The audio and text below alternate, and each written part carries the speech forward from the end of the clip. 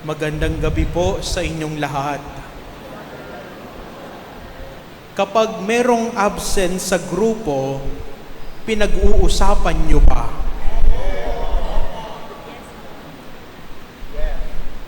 Parang guilty yung choir. Kapag may absent sa grupo, madalas siya ang tampulan ng tukso. Siya ang pinag-uusapan, siya ang madalas na pinagchichismisan. Kaya nga mga minamahal na mga kapatid, nung si Judas ay absent sa grupo, iba yung naging sitwasyon. Hindi sila at hindi pinag-usapan si Judas ng mga alagad ni Jesus. Pero anong pinag-usapan ni Jesus? Ang tungkol sa kaluwalhatian ng Diyos. If God is glorified in Him, God will also glorify Him in Himself. Ngayon niluwalhati na ang anak ng tao at niluwalhati siya ng Diyos. Imbis na pag-usapan nila si Judas, pwede nilang sabihin, ayun, umalis na yung trahidor. Ayun, umalis na yung taksil. Ayun, umalis na yung Judas. Hindi nila ginawa yon. But Jesus started the conversation about the glory of the Lord. Papaano natin maipapakita ang kapurihan ng Diyos kung tayo mismo ay nasaktan kagaya ni Jesus? Papaano natin maipapakita ang kapurihan ng Diyos kung tayo mismo ay niloko? Papaano natin maipapakita ang kapurihan ng Diyos kung tayo mismo ay pinagtaksilan kagaya ni Kristo? Simple lang po ang sagot ni Jesus. Ang sagot ni Jesus, love one another. Magmahalan kayo, pag-ibig. Imbis na magalit siya kay Judas sa kanyang ginawa, pinaalalahanan niya ang kanyang mga alagad, magmahalan kayo. Hindi madaling magmahal, lalo na kung ang taong mamahalin ay siyang sumugat sa puso mo. Kaya ang tanong natin sa gabing ito, why is it difficult to love? Why is it difficult to love? Bakit mahirap magmahal? Mahirap magmahal dahil nasaktan tayo. At kapag nasaktan tayo, gusto nating gumanti at hindi umibig. Our tendency, if we feel hurt, is revenge. Ang gusto natin laging gaganti. Kaya kapag nasaktan tayo, our tendency, ipabarangay natin yan. Kapag nasaktan tayo, anong gagawin natin? Ipopost ko sa Facebook ang bahunan. Sisiraan ko yan. Kapag nasaktan tayo, ikikwento natin yung mga sikreto niya sa ibang tao. Why is it difficult to love? Because we experience hurt. Nasaktan tayo. Why is it difficult to love? Dahil meron tayong takot. Takot tayo na baka maulit. Takot tayo na baka lokohin tayo muli.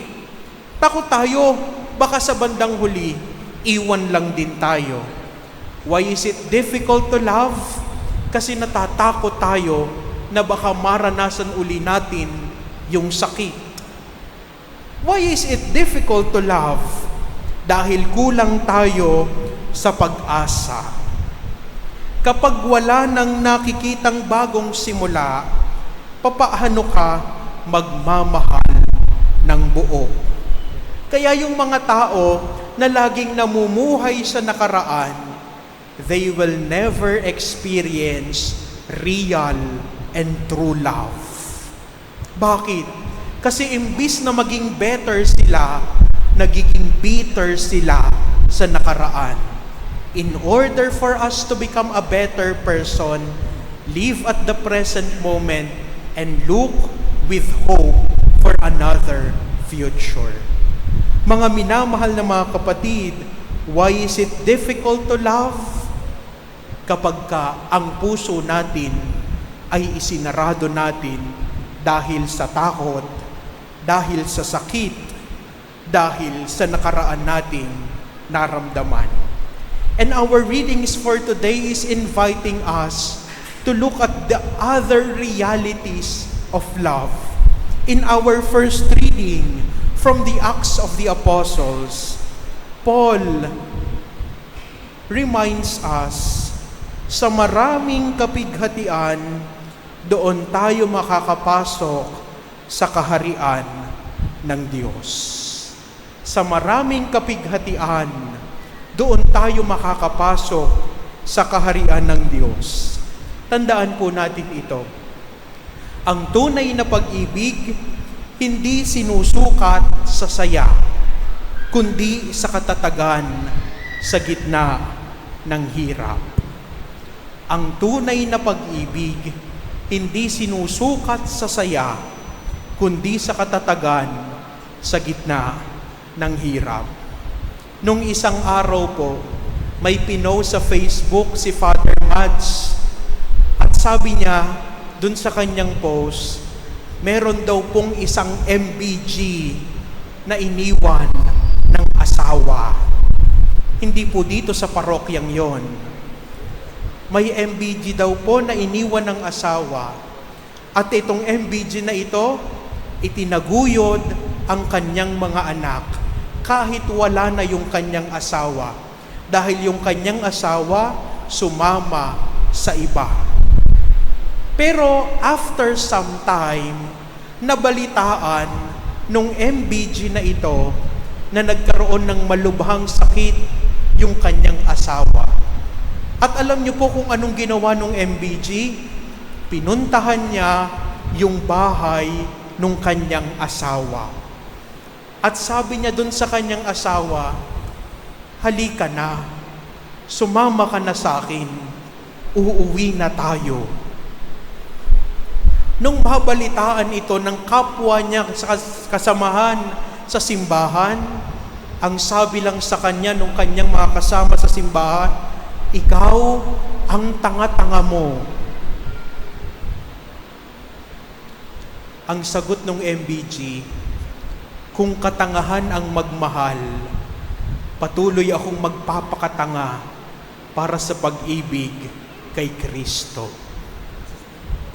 Dahil pagbali-balik na rin man natin na ang mundo, may responsibilidad ako sa Kanya dahil asawa ko siya. Ang tunay na pag-ibig, hindi sinusukat sa saya, kundi sa katatagan sa gitna ng hirap. Hindi tunay na pag-ibig ang madaling sumuko. Ang tunay na pag-ibig ay tumitibay sa sakripisyo. Ang tunay na pag-ibig tumitibay sa sakripisyo. Ngayong araw pong ito, kasama natin ang mga volunteer natin ng PPCRV. Thanksgiving Mass po nila nito dahil sila po ang nagbantay nung nakaraang eleksyon. At ako po'y hanga sa mga kabataan na ito at sa mga kasama natin sa simbahan na hindi lamang kabataan pero tumanda na sa paglilingkod sa PPCRV. Alam niyo po kung bakit? Kasi sila'y nagbabantay maghapon hanggang magdamag dun sa mga boto at sa eleksyon nang walang tinatanggap kahit gasinong sentimo. Wala silang tinatanggap na bayad. Bakit? Kasi nagmamahal lang sila sa simbahan at sa bayan. Yung mga PPCRV volunteers dito, sila ay nagmamahal dahil gusto nilang magkaroon ng malinis na halalan, kaya sila patuloy na nagbabantay. Bakit nila nagawa to? Kasi sila ay nagmamahal. Naalala ko po yung storya ni Caloring. Si Caloring po ay ang inilalakad ng Diocese of Pasig para maging isang santo at kilalanin ng simbahan bilang maging banal. Dahil si Caloring po ay isang katikista na nagtuturo sa mga bata nung siya'y nabubuhay pa. Isang storya daw po ang nakakaantig sa buhay ni Caloring.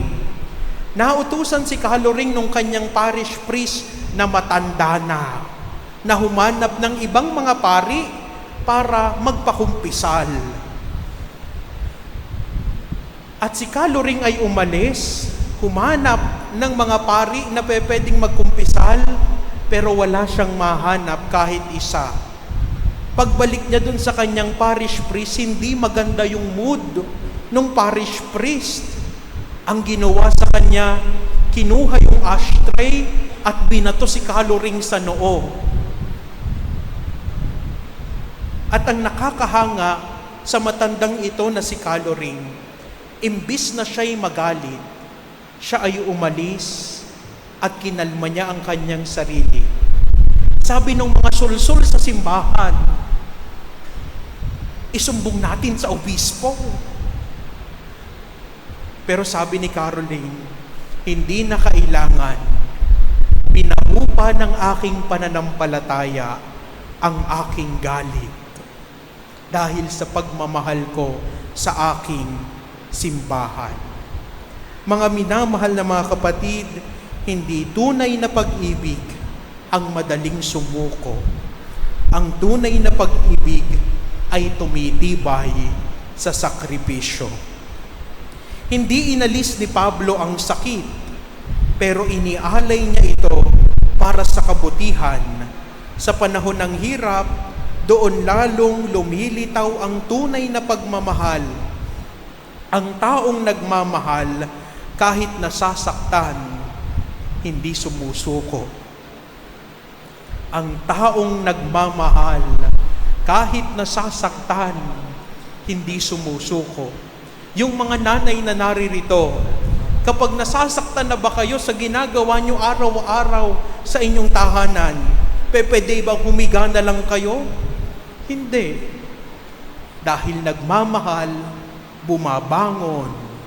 Yung mga tatay na kahit nahihirapan at maedad na, nagtatrabaho pa rin kasi sila ay nagmamahal. Mga minamahal na mga kapatid, ang taong nagmamahal, kahit nasasaktan, hindi sumusuko para sa taong kanyang minamahal. Sa ikalawang pagbasa, narinig natin from the book of Revelation, isang bagong langit at bagong lupa. I will make new heaven and a new earth, at papahirin ng Diyos ang lahat ng luha. Ang tunay na pag-ibig ay nabubuhay sa pag-asa. Hindi ito umaasa sa pagbabalik ng nakaraan, kundi sa pagdating ng panibagong bukas. Sabi ko po kanina, ang tao na laging namumuhay sa nakaraan, kailanman hindi magiging masaya. Dahil yung taong laging namumuhay sa pait ng nakaraan, magiging bitter. Pero yung tao na namumuhay sa kasalukuyan at tumatanaw sa hinaharap, magiging better person. Ang tanong, mga minamahal na mga kapatid, bitter ka ba o better? Sana mga minamahal na mga kapatid, let us move forward in hope with the Lord. Kasi kapag sa nakaraan tayo namuhay, we will be bitter. Pero kapag tayo'y namuhay sa kasalukuyan at sa hinaharap kasama ang Diyos, we will become a better person God wants us to be. In our gospel, sa mismong gabi ng pagtataksil, nag-utos si Jesus ng pag-ibig. Hindi lamang basta pag-ibig, kundi pag-ibig na gaya ng Kanya. Bakit? Kasi pinagtaksilan na siya ni Judas. Umalis na si Judas sa Kanya at magtataksil na. Pero imbis na galit at puot yung maisukli ni Jesus, ang sinukli ni Jesus, pagmamahal. Ito ang magpapakita sa mundo kung sino tayo. Sabi sa ating ebanghelyo, "This is how all we know that you are my disciples, if you have love one another." Makikilala at malalaman ng mundo sa pamamagitan nito, malalaman ng lahat na kayo'y mga alagad ko. Kung titingnan po natin ang kasaysayan ng simbahan, sa Roma po meron doon tinatawag na Colosseum. At yung Colosseum po ay doon pinalalapa yung mga Kristiyano sa mga leon. At nagtataka po, bakit kahit pinapalapa na nila yung mga Kristiyano sa leon, padami pa rin ang padami yung mga Kristiyano. At ang sabi po ng mga pagano, ang pinagtatakahan nila sa mga Kristiyano, grabing magmahal sa isa't isa. The early Christians magnetized their relationship in love. Sana tayong mga Kristiyano na malayang-malayang sumasamba, let us also be magnet of love of the Lord. Maging magnet tayo ng pag-ibig ng Diyos. Tayo sana yung mag-attract ng nagmamahal kasi tayo yung naglalayo sa ating kapwa-tao. Mga minamahal na mga kapatid, ang hamon sa atin ng mga pagbasa, kapag nasaktan tayo, huwag agad gumanti. Ipanalangin ang taong sumakit sa atin. Katatapos lang po ng eleksyon at marami po sa atin ang kanya-kanyang politiko ang sinuportahan. Meron pa nga pong magkakaibigan nagkaaway-away dahil magkakaiba sila ng partidong sinuportahan. Ngayon po, yung kanilang politiko na sinusuportahan, magkaalyado na. Sila magkaaway pa rin. Kapag may problema, huwag mawala ng pag-asa. May bagong langit, sabi ng Panginoon. Papahirin ng Diyos ang mga luha natin at bibigyan tayo ng panibagong pag-asa. Kapag tayo'y tinawag na magmahal, kahit mahirap, sumunod tayo.